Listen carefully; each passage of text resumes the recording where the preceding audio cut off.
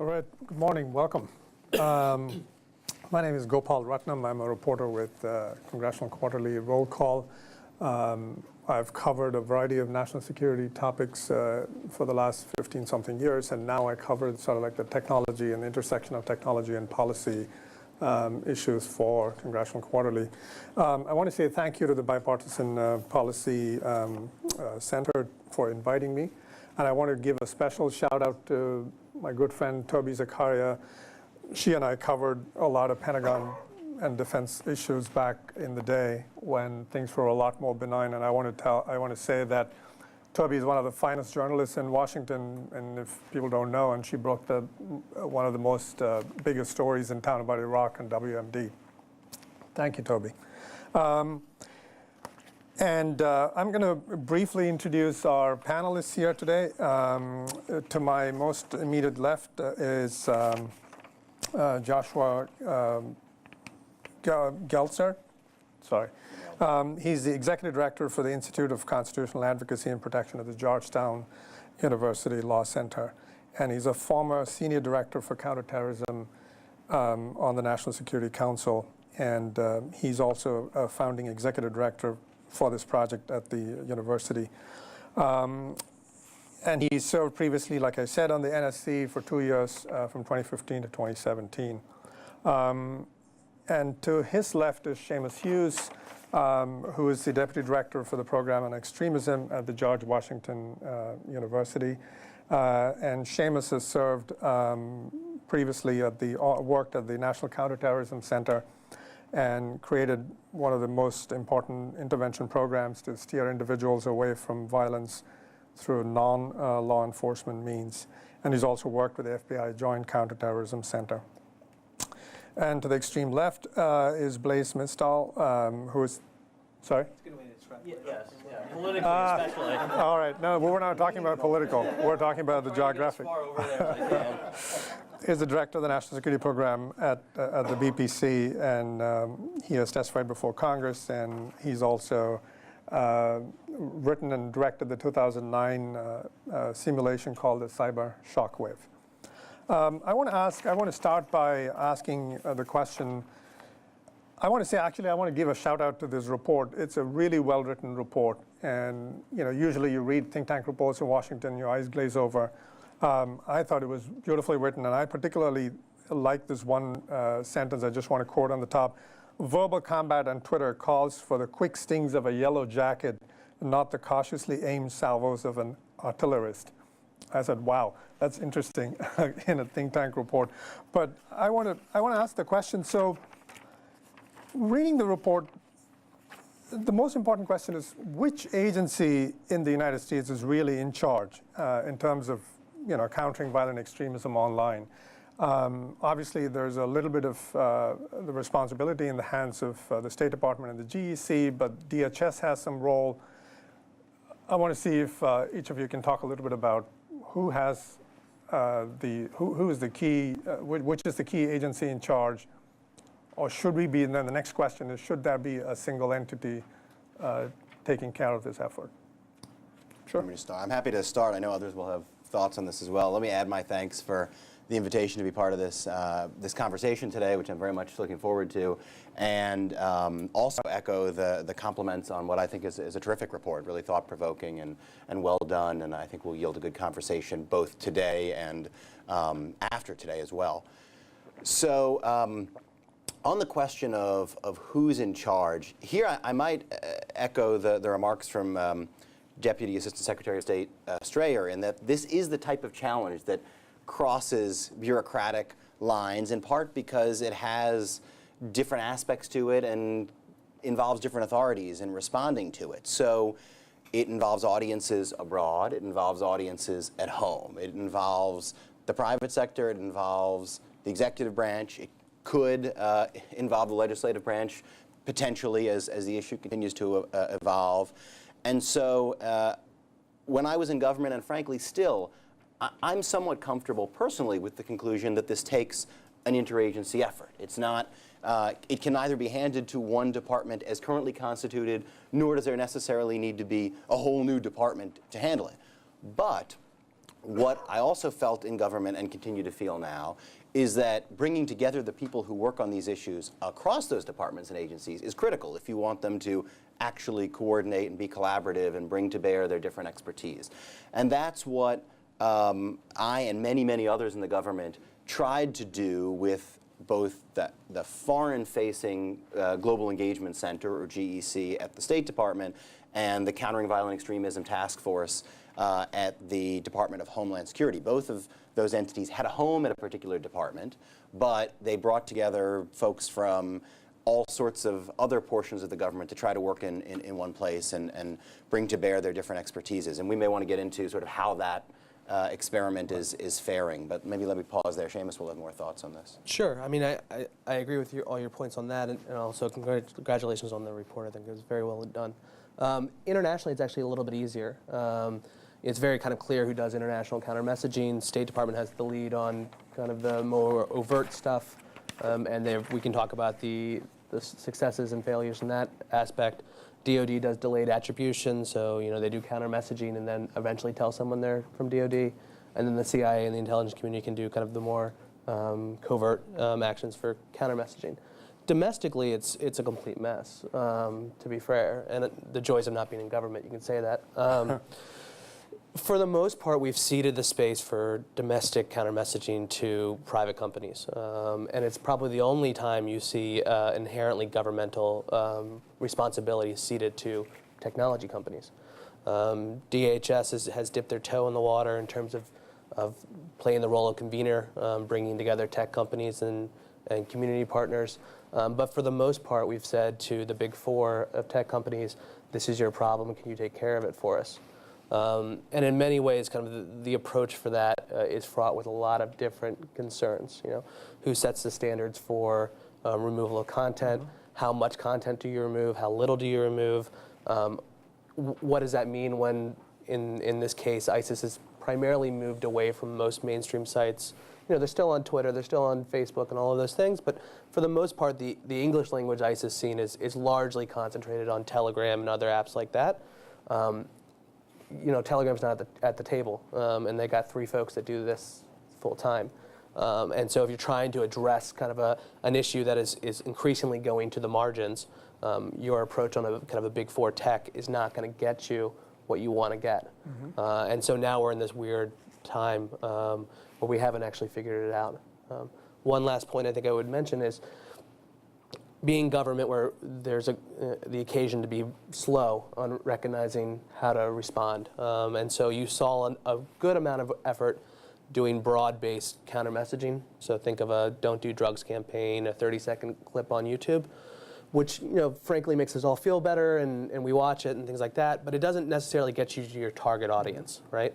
If your target audience is the 3 kids in Kansas who are thinking about joining ISIS, they're not going to be watching the 30-second clip that features some celebrity that talks about joint terrorism. So you're going to have to move away from broad-based messaging to more one-on-one intervention online, and there's been some interesting research recently on that. Do you have any thoughts, Jack? Sure. I mean, first of all, let me start off by saying that the report was really the work of many hands, and I just wanted to thank some of them, Jessica Michek, Mike Hurley, and many of the talented consultants that we have working with us on the task force for terrorism and ideology. And I'd echo many of the points that Josh and Seamus already made, and maybe just to sort of put the nail in the coffin on the need for coordination, point out that the dichotomies that we have in the way the government functions, right? So the sort of foreign versus domestic that Seamus laid out aren't necessarily the way that terrorist organizations function, right? So if you have someone from ISIS in Syria communicating with an American teenager in Kansas, sort of who's in charge of tracking that, who's in charge of trying to counter that message? What if it's an American that's with ISIS in Syria, as Seamus's organization has shown there have been some, right? What if the message is being sent by a Brit? Do we need to be able to coordinate with the British on some of these issues? And so the way that we break these things down isn't necessarily very, very productive and very reflective of the way they actually work in the real world, which is why I do think a coordinating function across the many departments that do have a stake in this is going to be very important. If I may add Sure. just one more thing. It was a very important point what you made in terms of not bifurcating this a little bit. So if you look at counter messaging, there's actually a role for the kind of the offline, for lack of a better word. So think of a few years ago, you had a team of folks in Raqqa, they were called the Legion internally in the FBI, right? These were English-speaking folks, mostly Brits, that were reaching out to Westerners, encouraging attacks, right? Junaid Hussain, Sally Jones, kind of household names for the CT folks. What they were very coordinated in terms of reaching out to Americans and Westerners to encourage attacks. The FBI and DoD and our coalition partners worked together and identified these individuals, and then committed a series of airstrikes and killed a good number of them.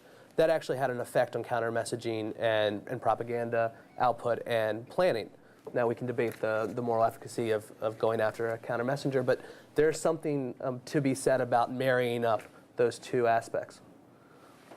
The other question I have is, I mean, there was a report just last week about how the State Department's Global Engagement Center hasn't really spent the money it's been given by Congress.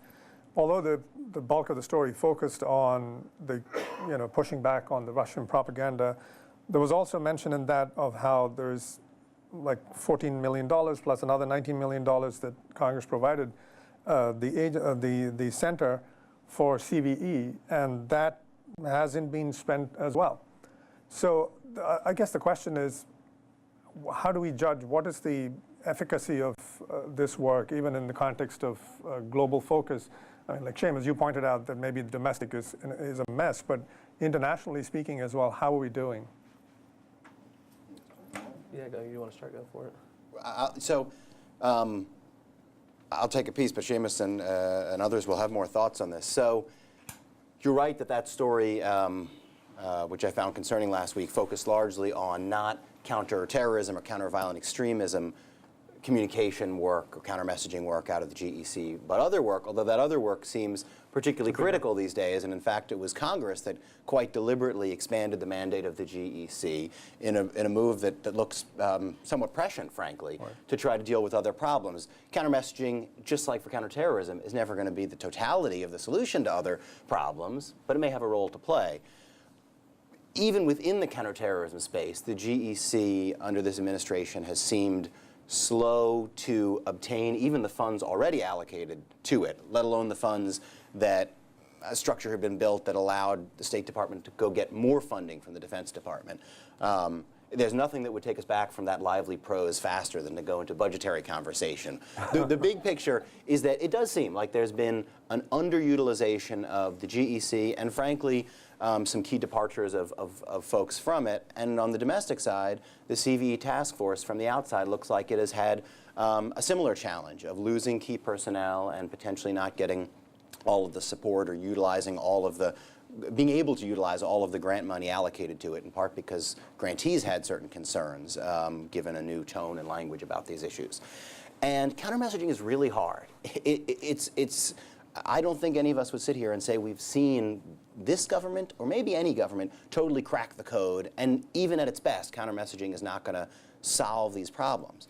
But I do think if you underfund and lose key people from the entities built to try to be better at this and to try to have the U.S. government get out of the business of tweeting back at terrorists and into the business of amplifying voices that are already credible in certain communities, finding those voices, helping to stimulate the emergence of other voices, at least that's your best shot at it. And what worries me is that we haven't had that best shot emerge since these institutions have been built, because they do seem not to have been sustained over the past year or so in key ways. Yeah, I would just add a few things. I mean, when you look at this, in many ways, it's a political question. So, the Hill basically forced this mandate onto the State Department. It's like, if you ran track your entire life and then the coach tells you the next day you're going to go swimming, right?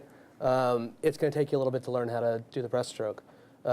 And so you have an organization that was not set up to do this and has been expanded their mandate. And then I think we need to look at the other side of the political question, which is you've had the GEC and its earlier iterations go through some stumbles to go through it. So for a long time, they were doing counter-messaging in 6 or 7 languages. To be fair, I thought it was pretty good, overt. At some point, they got the mandate to do English language counter messaging. That's also the point when you and your colleagues could then read what the messages were saying, and it became the front page Washington Post story about how bad counter messaging is. And so I don't necessarily think it's fair to these folks. If we're going to give them a mandate, we also have to give them political cover. And so you have to have the chance to make a huge failure on counter messaging, learn from that failure, and adjust accordingly. And until we have both that political coverage, both in the administration, but frankly from the Hill, I don't see the State Department and other organizations jumping into the water and learning how to swim. I see them just kind of wading their way through it and seeing how this goes out. There's no upside right now for them, right? It's one thing to counter jihadist propaganda. It's another thing to go after a state. And to amplify some of that, I think it's the emphasis on metrics can be ambivalent here, right? On the one hand, when we spend taxpayers' money, we want to know that it's having some sort of effect, and we want some way to measure what we do and to figure out what is effective, right? But I think the mandate to be able to show immediate effect, to show metrics right away can be counterproductive. And we've seen this with some of the DoD counter-messaging campaigns, where you had an emphasis on hiring as many people as possible, as quickly as possible. That led to getting some people who weren't necessarily, this was being done in Arabic, the best Arabic speakers. And then when it's the people who are actually running the counter messaging are keeping track of their supposed metrics of what the interactions they've had and whether they code them as successful or not. You learn that they might have incentives to code things a certain way regardless of how the interventions they participated in actually went. And so I think we want to be careful to both be able to have trial and error, to try to figure out what works without putting undue political pressure to immediately be able to demonstrate through qualitative metrics that, yes, we are having an impact. That's probably one of the most important points. The question of metrics is it's also the question of what your objective is. If your objective is to convince a young man to not like ISIS, that's one objective. If your other objective is just to keep him busy online so he's not planning an attack, that's a completely different objective, and it determines how you do counter messaging. And it also, and this is building on that and agreeing with all of it, it also fits into a broader strategic context that one hope the government has and provides to those who work on these issues about how counter-messaging fits with outreach to tech companies about where we are in terms of the bad content not being as easily available, with what's being done offline, as Seamus emphasized before, which is still a very real space where radicalization occurs. So even the counter-messaging only makes maximum sense in a broader strategic mosaic, and it's not clear if that is being communicated or even crafted right now. So I mean, we've seen a lot of reporting that the geographic space available for Islamic State, for example, has shrunk. But like the report notes, that does not mean. That only means that the global communications end-to-end encryption technologies will provide an alternate forum for these groups. So Seamus, maybe you're the best on this. So what is the state of messaging, recruitment, propaganda by these groups using these non-geographic spaces to spread the message? Has it gotten worse? Have some of the pushback from the United States and other governments and private entities, has it been effective? How does one judge that? Yeah, so 2015 was kind of the banner year for at least Western recruitment to ISIS. And the platform of choice at that time was Twitter. At the Programming Extremism, we collected about a million ISIS English language tweets over a year to get a sense of what the scene was like. That collection is nearly gone now, and that's a reflection of Twitter cracking down and doing more comprehensive takedowns. I think it's an uncomfortable thing to say, I think, as a society that likes free speech and things like that, but you can measure effectiveness on takedown, and you do see how that did affect the network. Now, I don't think it's the be-all, end-all for these things, but it's something to keep in mind as you do that. Largely, our folks, at least the American ISIS scene and frankly, the European ISIS scene, has shifted to Telegram. So think of the good old days of 10 years ago. Everybody's on a dozen password-protected forums. We could collect against them. You had to know somebody to get in, but it wasn't particularly hard. You had to be primed about the ideology to be excited to go on those forums, right? Then the explosion of social media, you're able to get the fence sitters, you're able to get the curious kid in Illinois who has questions about what's happening in Syria, and then a recruiter can pull them in.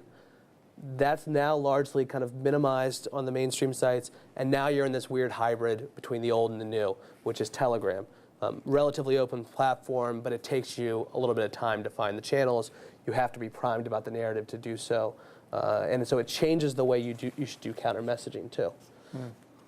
And just to add to that, that overall strikes me, to the extent one can characterize these things broadly, as something of a good news story, right? Because if, as this report I think rightly documents, if what we were used to a few years ago was something of a two-step, where someone potentially interested in jihadism found, quite easily, frankly, a hashtag campaign or a video to watch on YouTube or a group to join on Facebook, and then showing some continued interest was eventually taken, often one-on-one, into encrypted channels where they were really led down the road of radicalization, whether that meant to join on the battlefield in Iraq and Syria as a foreign fighter, whether that meant inciting an attack by that individual where he or she lived.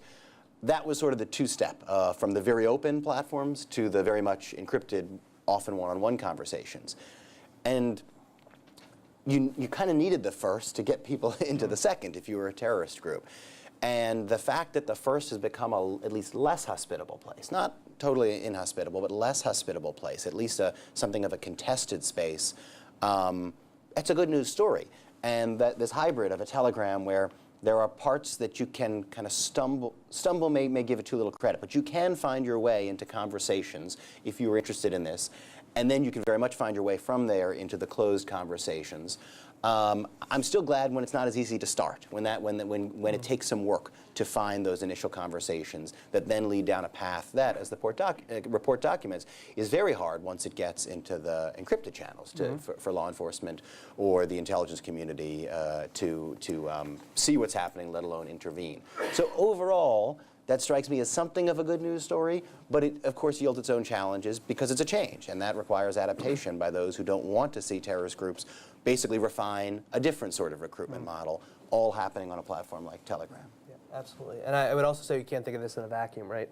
If you have a Drink Pepsi campaign, you also got to sell the Pepsi. You got to have Pepsi to sell. And the fact that, I mean, you can track why the numbers of American jihadists went from 20 a year to 61 arrests in 2015. It's because this announcement of a so-called caliphate, this idea of perceived religious obligation, was a driver for a lot of these folks, right? The bug light went on and everyone chased it. Now, as they continue to lose territory, the narrative's going to shift away from travel to Syria and Iraq and much more towards either a romanticization of the so-called caliphate. So we had this great thing and coalition took it away from us, it's time to avenge. But in many ways, actually, ISIS essentially re-upped a narrative that was pervasive throughout kind of the Islamist ideology, which is this idea of a caliphate. So they re-upped it enough so the next guy that comes in, it's still fresh in the mind. And I think that's something that we got to keep in mind as we do. Physical space is actually very important in this. There's a reason why 30,000 people showed up in Syria and Iraq from different countries. And they didn't show up in those numbers in other conflicts. Yeah, I was actually largely wanted to make that point as well, that we can't sort of divide what's happening in the online space from what's happening in the physical world. And while I think we're better off today in the online world than we were a couple of years ago, as Josh mentioned, I think the cycle that Seamus just described, we've seen before, right? I mean, there was jihad in Afghanistan. There was a call for people for mujahideen to come to Afghanistan, and people yielded that without Twitter or Instagram back in the day, right? And then there was sort of a burrowing into Afghanistan. Then there was the next fight in Afghanistan and Iraq, and then there was a burrowing in of Al-Qaeda in places like Yemen. Then we've had ISIS, and now we're in this burrowing in phase again. But it's happening in a much, I think, bigger physical space. You're seeing it in Africa, not just the Middle East. You're seeing it in Southeast Asia. And even though I think we're better off now than we were a couple of years ago, I don't think we've foresaw the possibility that there's going to be another call to jihad, and there's going to be another emergence of whether it's a caliphate or some other model of something that is going to be attractive enough to people that they're going to be coming from all over the world in droves, like they were a couple of years ago to Syria, to join up this new model. And whether it's Twitter in 5 years or Telegram or some other platform, I think we need to be ready for that and sort of not just rest on whatever laurels we think we might have. And we, in many ways, have to make sure we track the network that's set up beforehand, right? So, you know, we did a pretty comprehensive study on Americans who successfully got to Syria and Iraq. We identified 64 Americans, which pales in comparison to any other Western country, right? But the ones that went because their best friends or their sister or their brother also went with them. So, of course, they're online because the average age of an ISIS recruit is 28, right? So if you're online, it makes sense. You're also breathing. It doesn't really tell you much, right? What an indicator for folks going is if somebody else in the real world also shares their beliefs. And in the U.S. context, we don't necessarily have these kind of well-worn networks that you would have, say, in Belgium or parts of the UK, where you have to kind of be a moron not to figure out how to get to Turkey and cross the border and talk to a facilitator.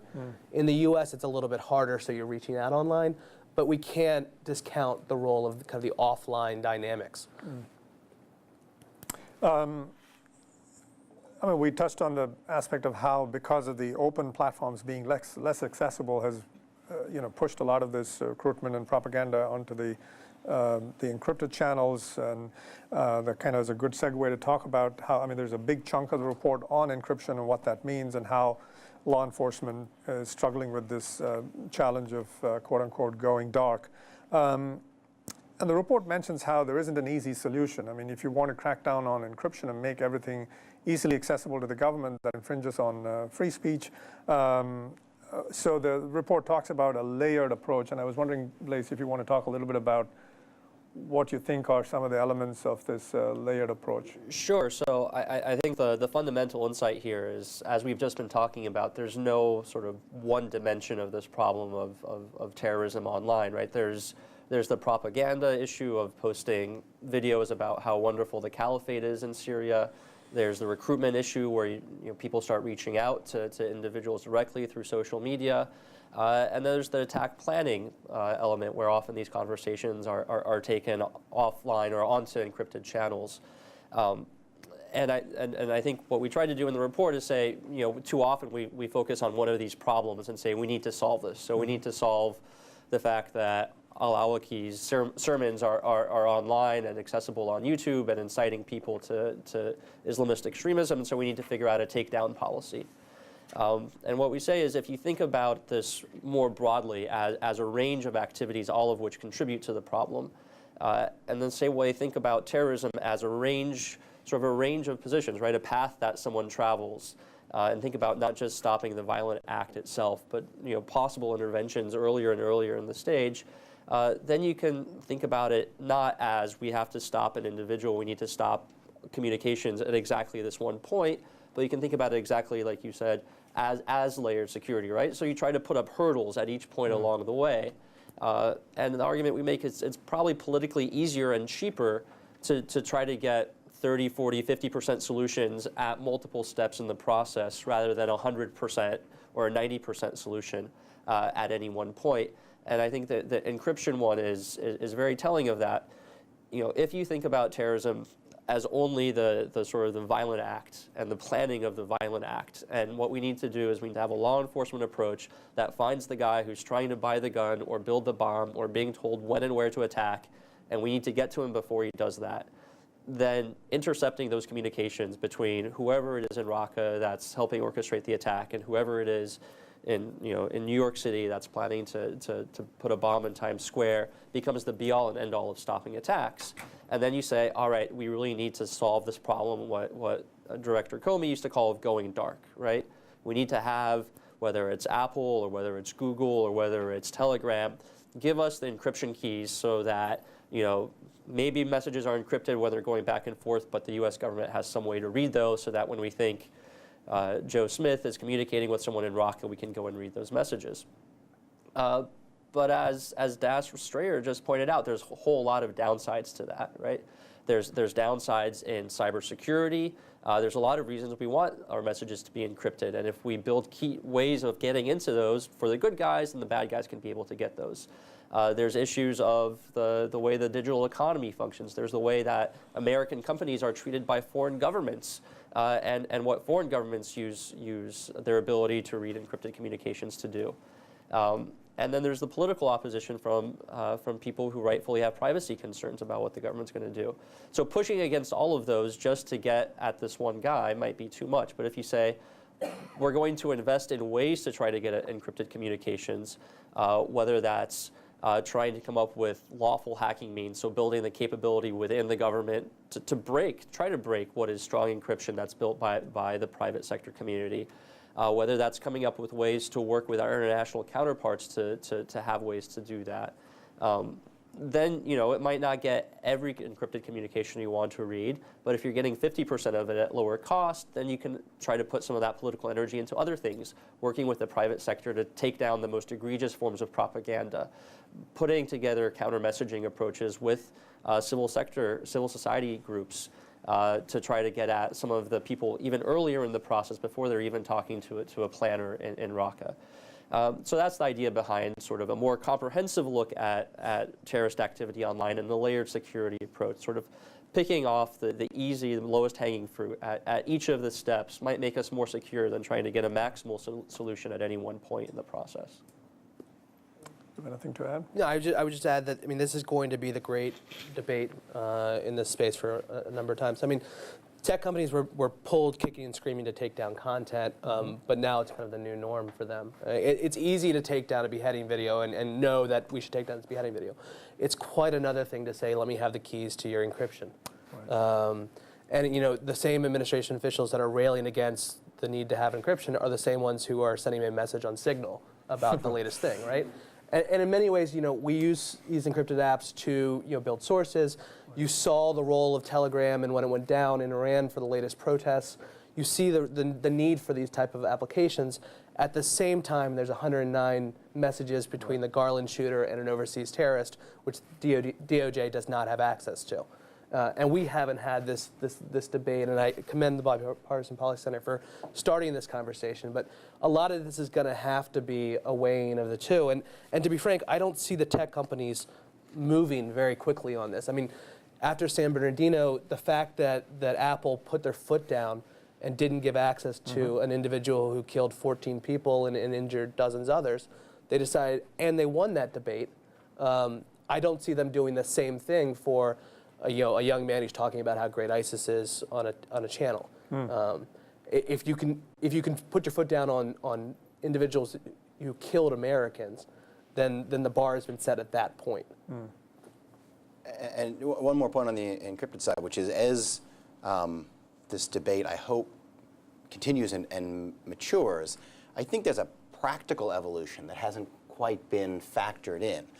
Because even if one imagined the strongest possible legislation implemented by the strongest possible regulation trying to do what the Brits have threatened to do, which is essentially bar end-to-end encryption being available to consumers. Put aside your views on the merits or demerits of that.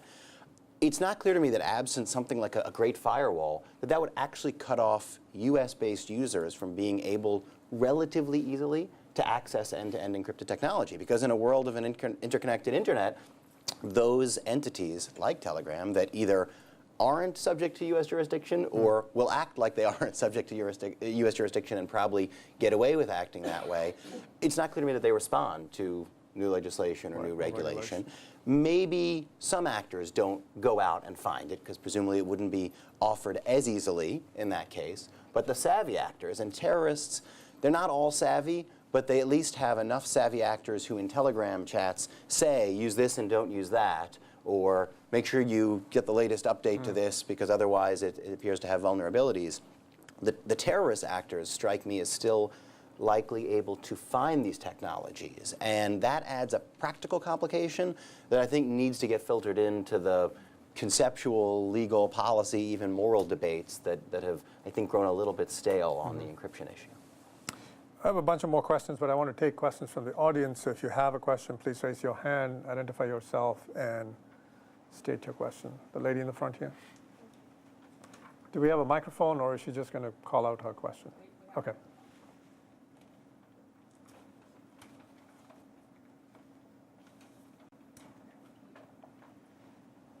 This lady here in the front.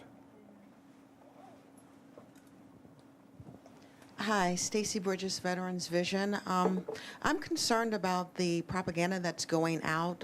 This has happened before. It's, if you know your history, they did it back in World War II, whether it be with pamphlets or Walt Disney or Warner Brothers fighting this counter propaganda with humor and cartoons even. How are we able, with all the brilliant minds and all the agencies that we have, how are we able to change the message with a meme? How can you sum up all the information that you have and put it in a little meme, a little picture, and change the conversation? Because with all your education, if you can't do that, we're missing the boat. We're missing that message. We're missing those kids. That was my comment. My question is, what are you doing to recruit that young blood? Because Russia, all they needed was a couple of people in a basement. They didn't care if they smoked weed or did whatever. They could hack. They had jokes. They had information. They put it forward, and they changed their minds. They divided a country, and you can divide and conquer. What are we doing to bring those hackers, those good people, those social media? So what if they smoked a joint, okay? Who cares? If they can get into this whole propaganda thing and change the conversation and clown these people and make them out of jokes, if we can do that, what are you doing to reach those younger people to get them in? So, you know, you guys with all your degrees aren't fighting, because you're not going to be able to take down a guy with some Doritos and a blunt. Right. Okay? I think it seems like there are two questions. I mean, what are we doing to, like, you know, get, which is one of the strengths of America, which is the Hollywood, into the scene in order to be able to, like she says, ridicule some of these ideas? And second, what are we doing to hire kids in the underground, so to speak?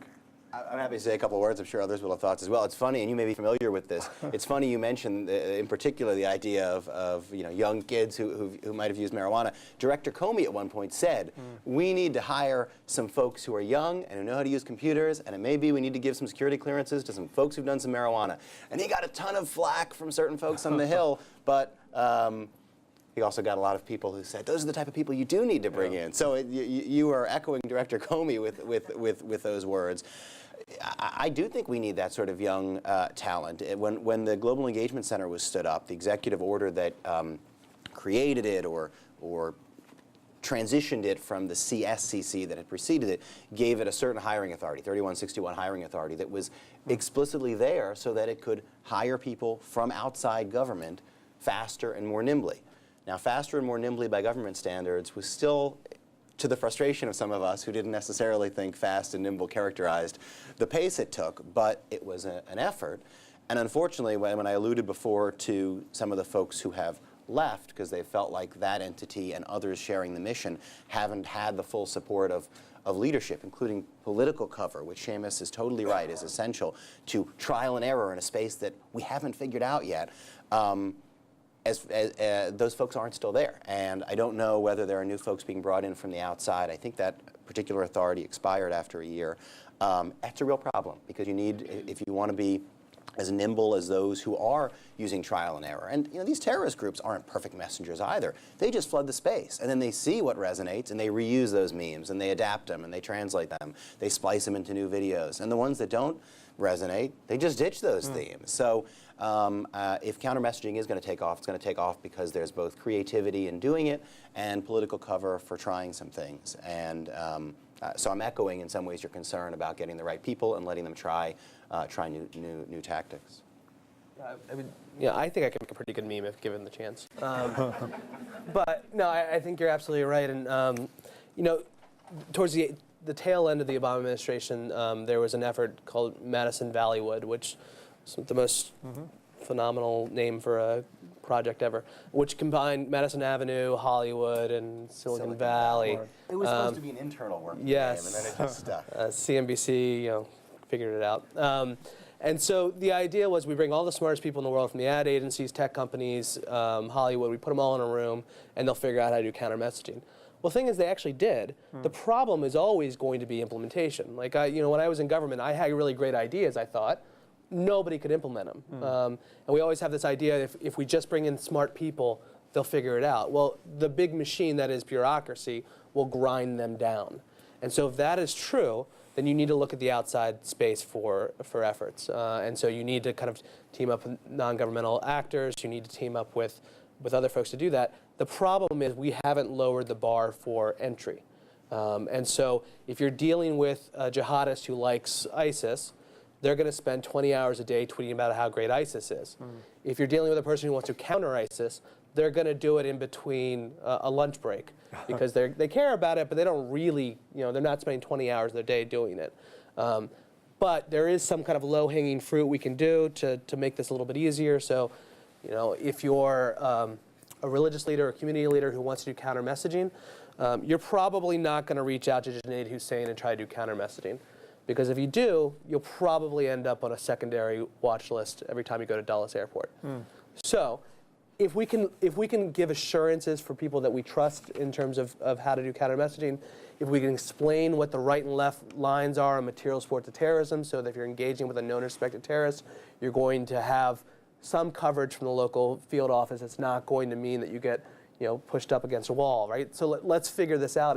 And I think if you throw enough lawyers in a room and take away food, you can get a 2-page memo out of this and very quickly kind of at least lower the bar. Let me add one more layer to this, which is I'm not necessarily sure that we have the community of people we need to actually be able to do this well. So, it'd be nice to have the hiring authority, it'd be nice to have sort of the legal protections. But when you think back to the Cold War, right, the government actually invested a lot of money in training criminologists, right, putting financial incentives for place and for people to not just go to learn Russian, but actually learn about the way that the decision-making process of the Kremlin works, to try to understand the Soviet Union, right? To take your example, the Internet Research Agency in St. Petersburg, they actually had to send people to the United States to come here and try to learn about what the political cleavages are, to learn about how to make a meme that works for America, right? They had to learn about us. And I'm sort of worried that we're 16 years into the war on terrorism, and maybe we've been funding people to learn Arabic, but have we been funding people to learn about the ideological and theological debates that people are having, the ISIS recruiters are having with people who are trying to recruit on a very deep level?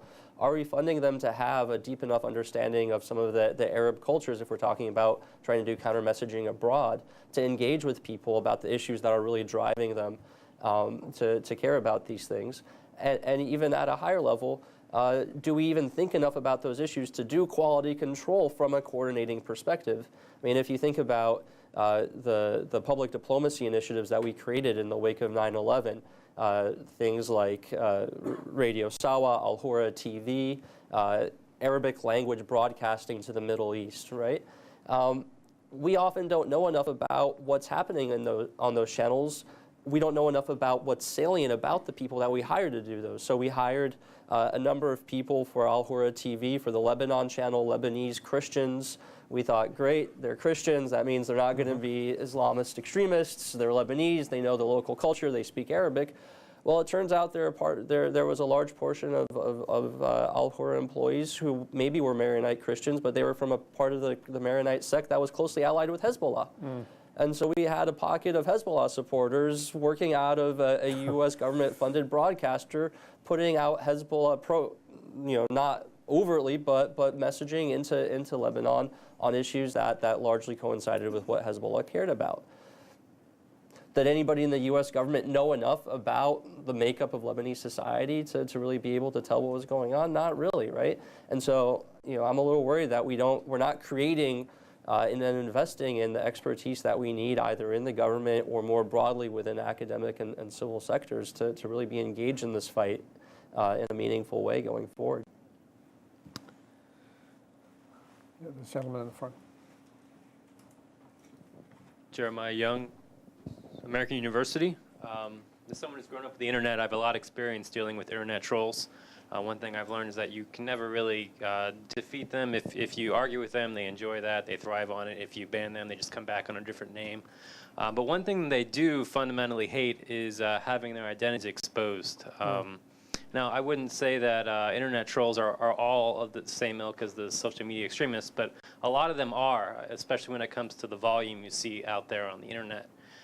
So I'm wondering to what extent perhaps shifting the platforms they're on towards more verified identities might serve to counter this. I think we've already seen some of that. Like originally on Facebook, you could just make an account that didn't even have to be a real person at all. It could just be like a cartoon character. And obviously they still have a lot of problems there verifying identities, but they are trying to move in that direction. I think Google is as well. Your YouTube account is now linked to your Google account, whether you want it to be or not. So perhaps that's something we could do. I mean, I know obviously there are free speech implications with that, but anonymity is not necessarily protected. You can have free speech without having anonymous speech. It's the same reason why in real life there are social costs for everything you say. So perhaps we can impose those social costs by reducing anonymity. I don't love the idea, but it's an idea. Any thoughts? I'm happy to take a first whack. I feel bad that I get the first shot at each of these. So one thing we could talk more about this offline. I would probably resist the troll comparison. You know, trolling is its own phenomenon. Trolling, trollers talk about having split identities in the real world and online. As Seamus said, unfortunately, those who sort of work for ISIS to recruit, very much it is their identity. They really believe what they're doing. Trolling is for lulz, as trollers call it, for a certain form of laughs. This is for real violence. So I wouldn't want to push that. I think there's probably key differences between the trolling phenomenon and the terrorist recruitment phenomenon. But that doesn't undercut your point that if you're sitting in the U.S. government, would you rather there be only ways to figure out who's behind accounts? If you're in the government, probably yes, and probably not just for counterterrorism purposes, but for or even ordinary law enforcement purposes. It is, as you know, integral to the vision, I might even say the identity of some of these companies, that they offer differing degrees of anonymity or something short of anonymity.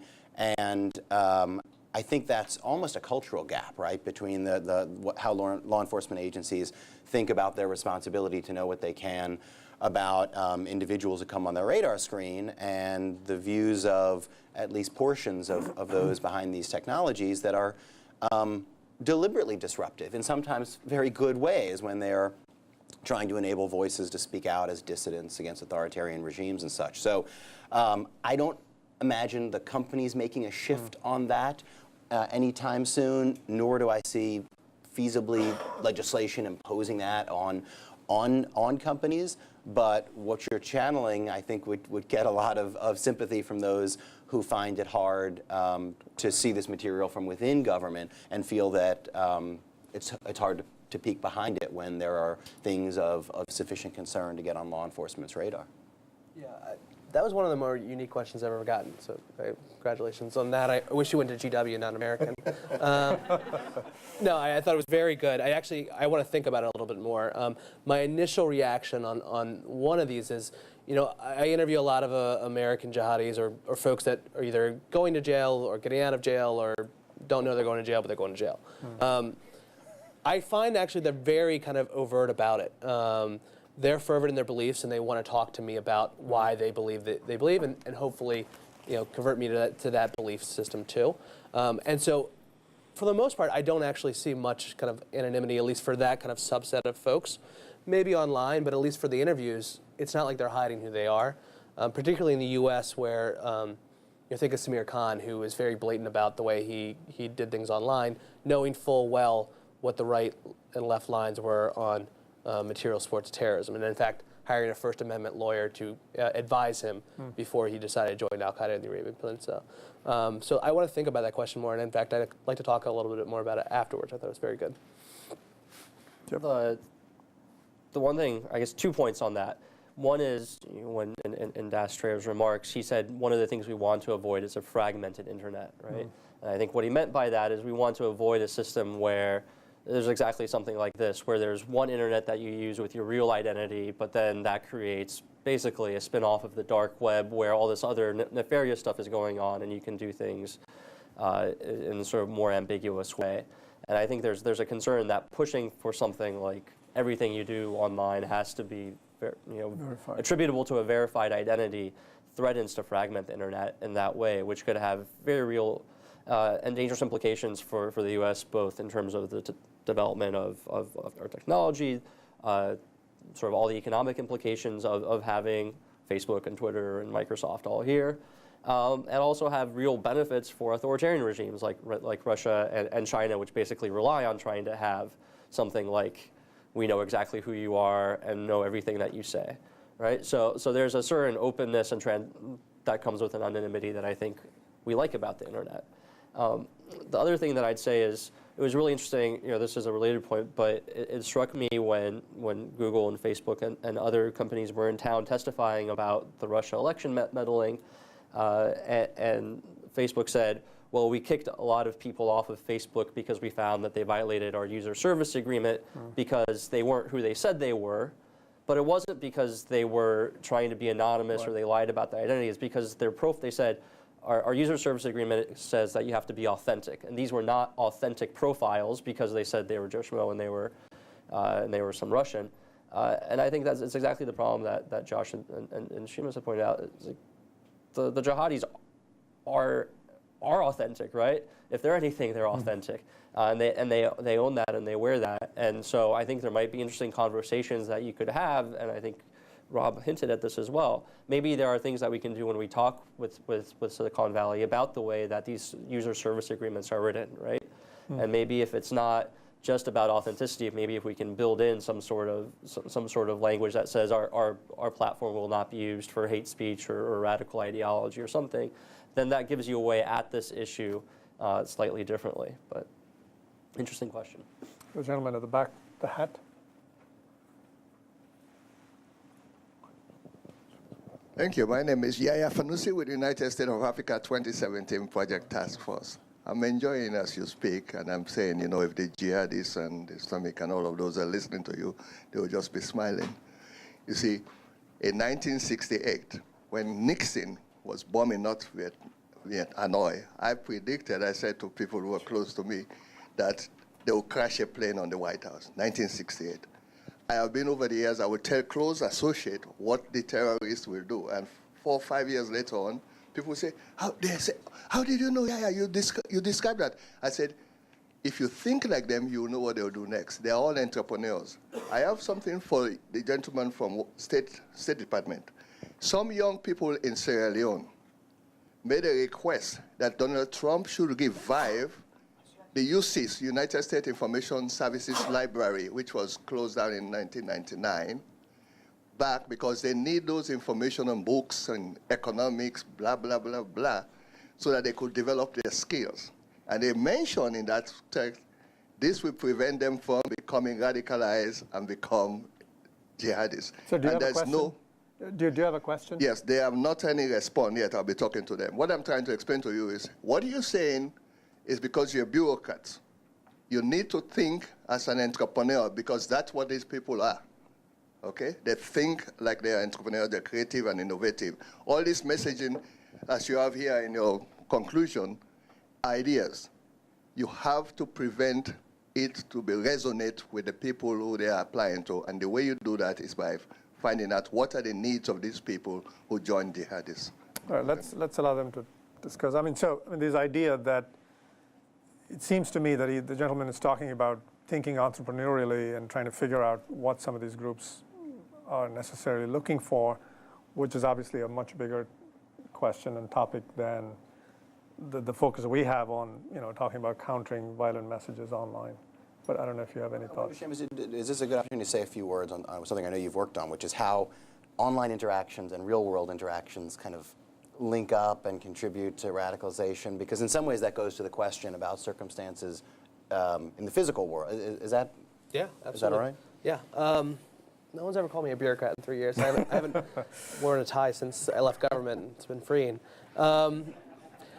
No, I would say there are two issues there. The first one was in terms of learning the online environment very quickly. You do see jihadists very quickly understand the online environment. So after Junaid Hussain was killed, word went out from the ISIS hacking division that he was killed because he used SureSpot, and no one else used SureSpot the day after.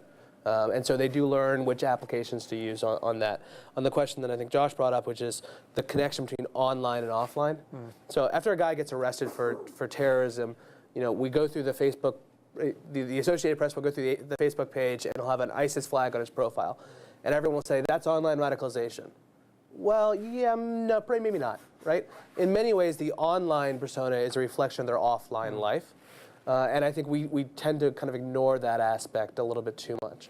So in the ideal world, you're using the online environment to then steer people to the offline space. So if you identify a young man or woman who's interested in ISIS, you communicate with them through a series of messages over a course of months, which a UK think tank has done this recently, and then you veer them on to an intervention system that has mental health professionals, social workers, and things like that. You marry up the two worlds. We haven't figured out that handoff particularly well in this context.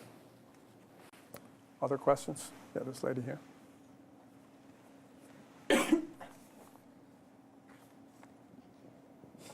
Hi, Bridget Johnson from Homeland Security Today. I want to thank you all for doing this panel, first of all.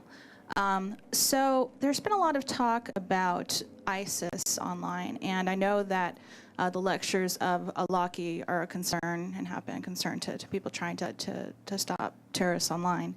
But one thing I have noticed over the years, and especially as ISIS has kind of leveled off and Al-Qaeda continues to post content, often it's more practical, do-it-yourself, more useful to the lone jihadist than the ISIS content is.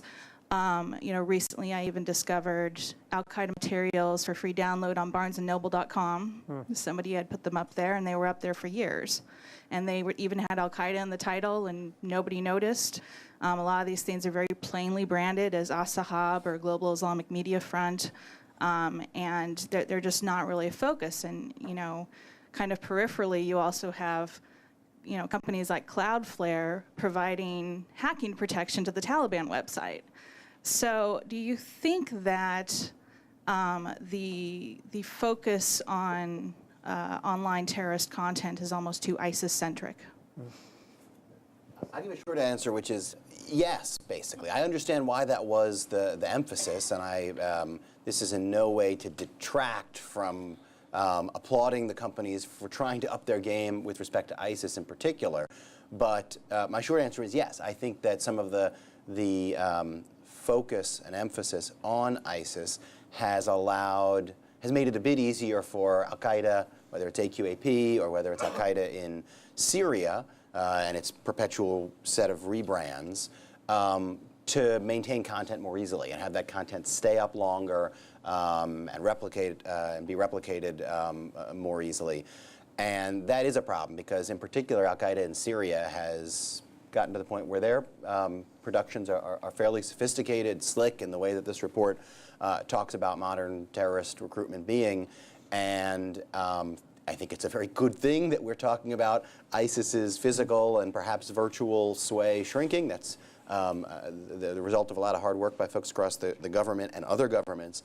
But it does leave very much continuing concerns, in my book, especially about Al-Qaeda in Syria and the kind of safe haven it's been able to build in Idlib province, but also other affiliates of Al-Qaeda and other groups elsewhere. And I think taking what has been learned inside government, but in the private sector as well, and in my hope, very, very quickly applying that to other groups and their content, that strikes me as important. So I'm with you in beating that drum.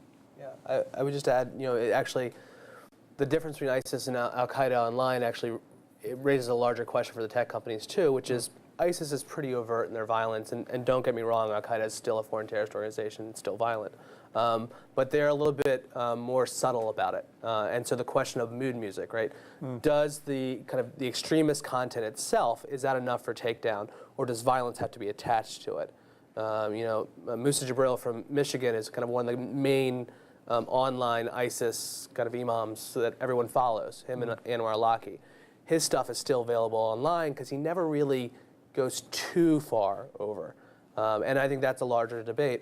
And finally, I think my colleague, and Josh's colleague, Bruce Hoffman, had a good piece this week on the Council on Foreign Relations about not taking our eye off the ball of Al-Qaeda. And in many ways, at the same time you had 159 Americans charged with ISIS-related activities, you had about 80 folks charged with non-ISIS but jihadist activities. So Al-Qaeda, AQAP, that group. And in many ways, sometimes you see Americans essentially becoming discerning terrorists. And they say, ISIS is too violent for me, but this foreign terrorist organization is right up my alley.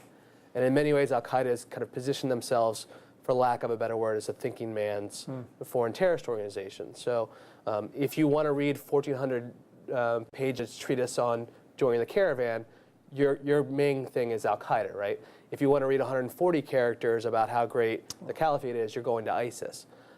Sometimes I'm more worried about the guys who like the 1,400-page document. I enjoy interviewing them a lot more than the ISIS guys, but they still do concern me a little bit more. We have about 5 minutes, and I just think we haven't really touched a lot on the technology aspect of it. The BPC report goes into great depths about encryption and the dangers posed by that and the challenges that policymakers and lawmakers have. And I just wanted to see if all of you could talk a little bit about how do you see the encryption challenge being addressed? Is it going to be coming through technology breakthroughs or legislative regulations, a combination of the two? And I was particularly intrigued this week that the FBI director, Christopher Wray, spoke in Boston, and he flagged this one app called Symphony. I think it's like a financial services information exchange app, and he talked about how that particular, it's an encrypted app, but it allows third-party storage of encryption duplicates. I mean, I'm trying to see if there, what you think about how this going dark problem gets resolved. Your thoughts? Sure, I can start off. I mean, I think as we say in the paper, I don't think it's going to be resolved anytime soon. I think there is a big debate about whether there could be technological steps that might come out in the future, right? That could try to square the circle of both having strong encryption and backdoor access in some way. And hopefully there's research that is done and continues to be done into that. Some people claim that is two logically incompatible things that could never happen. I hold out hope that maybe there will be a technological solution. But in the meantime, I think there's a lot of ways that we can try to get around the problem, right? So one that I talked about earlier is sort of lawful hacking. There's others sort of along the lines of Symphony of a lot of these devices are backed up to the cloud, and either in the process of backing up to the cloud or the cloud backup itself is not as encrypted as the device itself. So in the case of San Bernardino, if it had been a different type of phone that with a different type of backup system, it would have not posed the same problems in getting to that account. And there's also ways that you can try to get the phones to be unlocked. I think one of the interesting things is legal findings about the difference between unlocking via fingerprint versus unlocking by passcode. You can't be compelled to give up your passcode, but you can be compelled to put your thumb on the fingerprint scanner. Facial recognition makes it even easier. It could make that even easier. So I think there might not be a solution to going dark, but I think there at the very least are going to be workarounds that law enforcement agencies can try to develop going forward. Yeah, I would just add that, the workarounds are expensive. That's the other issue, right? The FBI spent a serious amount of money to get the San Bernardino phone unlocked, much to the happiness of the private company that did it, right? And the larger question the FBI director brought up was, this shifting away from more interesting new platforms. There's also a question in terms of financial stuff. So we've had our first case of ISIS recruit in New York sending money to ISIS through Bitcoin.